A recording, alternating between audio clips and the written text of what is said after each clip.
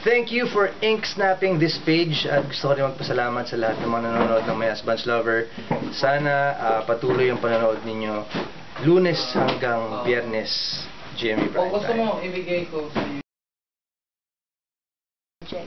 If you could choose any role, or you could choose anyone else to work with, who that be?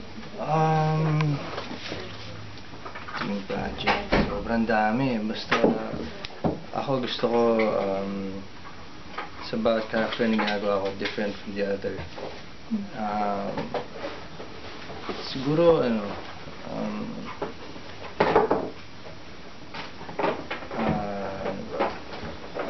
serial rapist, mga ganun, psycho. Yung role ng ni Jared Leto sa Requiem for a Dream, yung drug addict. Mga offbeat roles yun yung gusto ko talaga palagi. Bakit yun yung gusto mo?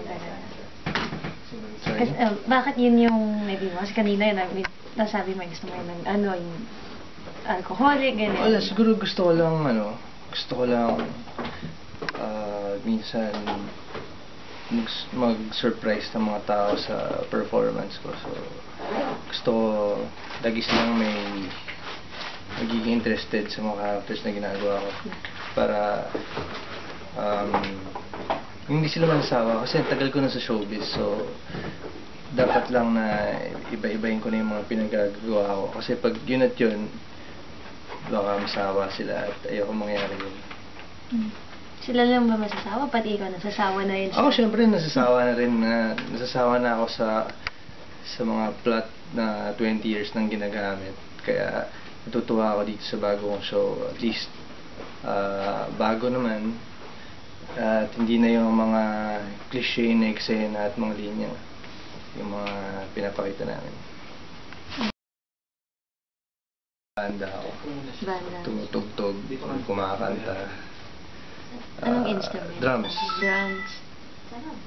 Nagdi-drums din kasi ako dati and may banda rin ako dati. Kaya pero nung pumasok ako sa showbiz, wala na akong time. Ano bang genre? Iba-iba eh. Nag-start ko yung medyo mabigat. Rap metal. Tapos naging classic rock. Tapos naging jazz, acid jazz. Tapos pinakahuli kong banda, ska punk. Reggae, ska punk. Kailan yun yung pinakahuli? College days. Pero nag-start ako magbanda mga high school pa. High school. May interest ka pa rin ba ngayon? Sa music? Oo, naman. Siyempre habang nagmamature ka, yung preference mo sa music mas nagiging diverse, mas lumalawak yung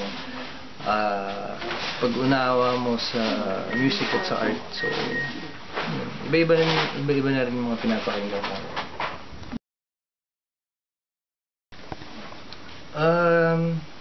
Well, para sa akin, kasi mabilis kasi yung metabolism ko eh. So, pag kumakain lang ako ng healthy, kahit konting exercise lang,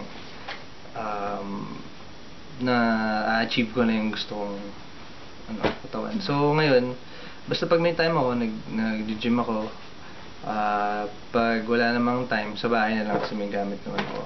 And sa ngayon, pareha kami ni Tom, naka-diet kami sa binibigay ng Sexy Chef. So, healthy yung kinakain namin palagi. May iba ka pa bang sports aside from surfing kanina? Boxing, surfing, sa ngayon, yun lang. Kasi yung dalawang ngayon, maraming oras na yung kinakain ng sa schedule. So, hindi na ako makapagdagdag ng extra activities.